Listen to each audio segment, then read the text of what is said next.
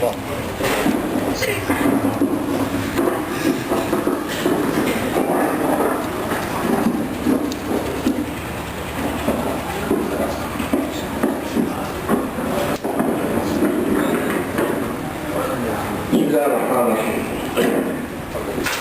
لله والصلاة والسلام على رسول الله صلى الله عليه وسلم. السلام عليكم ورحمة الله تعالى وبركاته جميعا. السلام عليكم. الحمد لله الذي أنعم علينا بنعمة الإسلام ودعانا نكون الذي ننزل عليه قل هو الله أحد الله الصمد لم يلد ولم يولد ولم يكن له كفوا أحد. النبي الأمي الذي حمل هذه الرسالة التي أنارت الإنسانية كلها وفي كل مكان. هذا الذي نعيشه ألفة وحياة بين الناس فيها الخير وفيها البركة.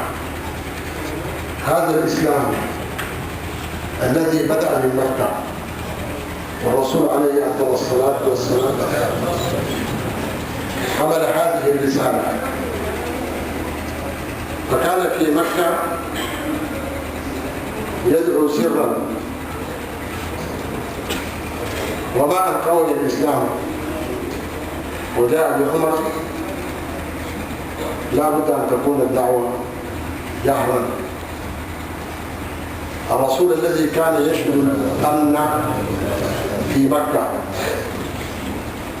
ومن حوله رجال أبو بكر وعمر وعثمان وعلي، هؤلاء الذين آثروا، وكان لابد لهذه الدعوة وهي تفتقد الأمانة أن تأمن. فكانت هجرته عليه أفضل الصلاة والسلام إلى المدينة. استقبله أهل المدينة، طلع البدر علينا. استقبله أهل المدينة بالفرح، استقبله أهل المدينة وصار ناقته القصواء إلى أن بركت في مكانه. فكان هذا أول مسجد لرسول الله صلى الله عليه وسلم،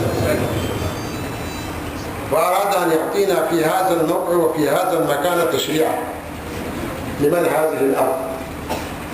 فحينما جاءت الأسرة أو العائلة باسمها يهبون الأرض، رفض عليه الصلاة والسلام إلا أن يقبلها بثمنها، فدفع ثمن الأرض وأقام مسجدها. وهنا كانت مرحلة الإيمان. بعد الأمن كان لابد أن يكون الإيمان. فقد جاء الرسول عليه أفضل الصلاة والسلام حول هؤلاء الرجال الذين أمنوه وأمنوا،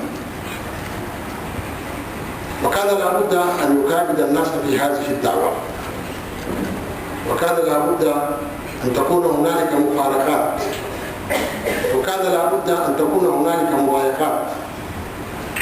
هاجر بعض الصحابة إلى الحبشة عند ملك عادل فأمنوا وآمنوا وواطنوا. والمواطنة هذه هي أصلا من الإسلام، لأن المواطنة الغرض منها والقصد هي أن يعيش الإنسان بين الناس وإن كان غريبا عنه مواطن الإسلام، وهذا هو دين الإسلام.